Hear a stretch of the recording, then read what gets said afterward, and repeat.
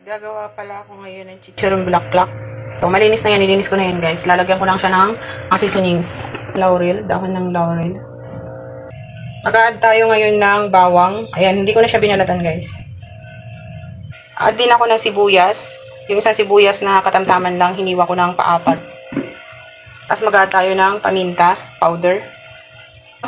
Tubig. Yung sapat lang. Salt. Para may lasa na. Ayan.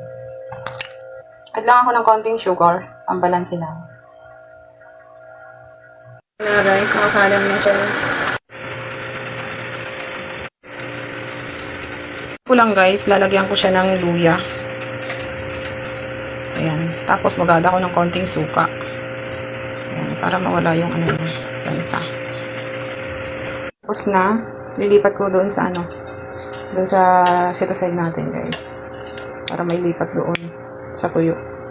Para siya lumamig. Ayan. Ayan. Ayan, cool down muna yan. Palalamigin muna bago i-fry. Ayan, 1 kilo yan. Sarap na ng amoy niya. Add lang ako ng konting salt. Haluin lang natin. Salt. Mainit na kawali. Mag-add na ako ng mantika or cooking oil. Ayan, madaming cooking oil. Ayan. Tama na yung ganyan.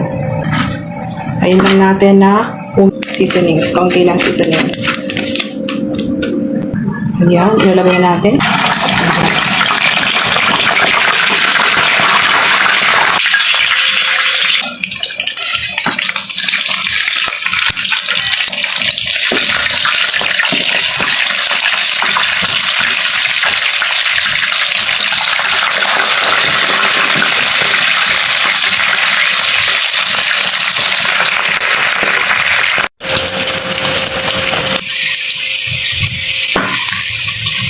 Set aside ko muna ito.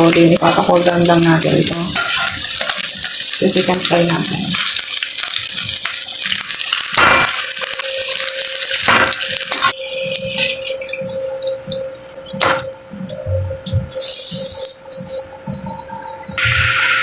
Kinol down na siya ng 20 minutes. Ayan, na-rest na siya. Ayan, yung fry ko naman siya ng second fry. Ayan na rin yung oil. Naka-rest na rin siya ng 20 minutes. Ayan. Hindi na lang sa second fry.